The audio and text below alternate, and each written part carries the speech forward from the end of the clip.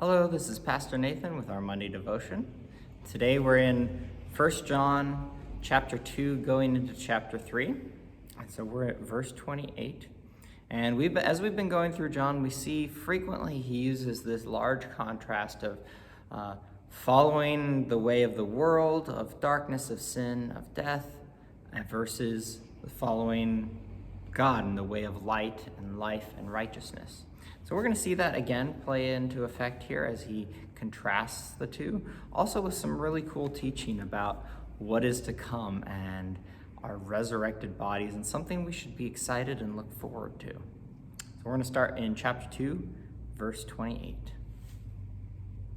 And now, dear children, continue in him, so that when he appears, we may be confident and unashamed before him at his coming. If you know that he is righteous, you know that everyone who does what is right has been born of him.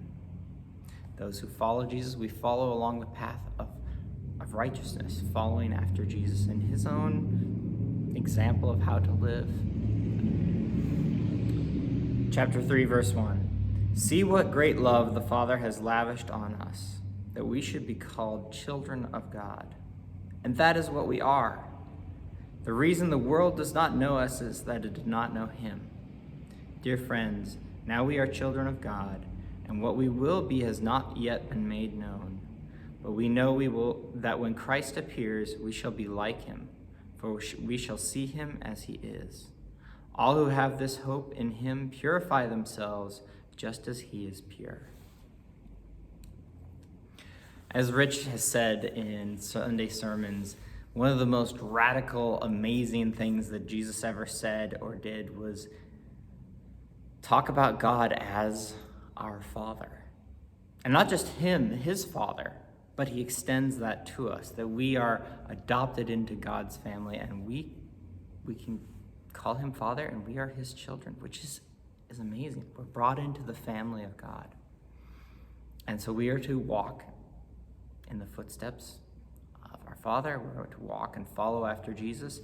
And so John makes that clear, that we know him and we should follow after him in his steps. And he talks about that when Jesus Christ appears, we will be like him. It doesn't mean we're going to become gods, but we're going to have resurrected bodies like him.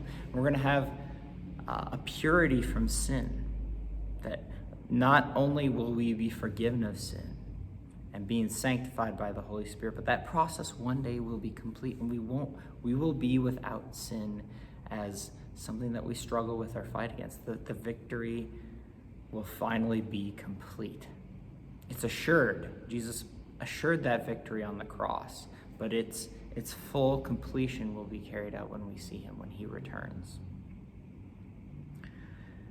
And verse 3, all who have this hope in him purify themselves just as he is pure.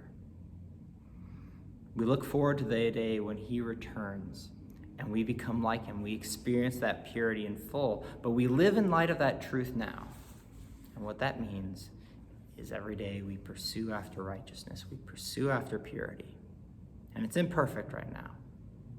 We struggle, we sin, we fall, and we ask forgiveness, and we have Jesus as an advocate for us, but we pursue after him. We follow after him. We seek to live in light of what our future is, because we're children of the King. We want to follow after him. We want to follow after Jesus. We want to follow after the Father.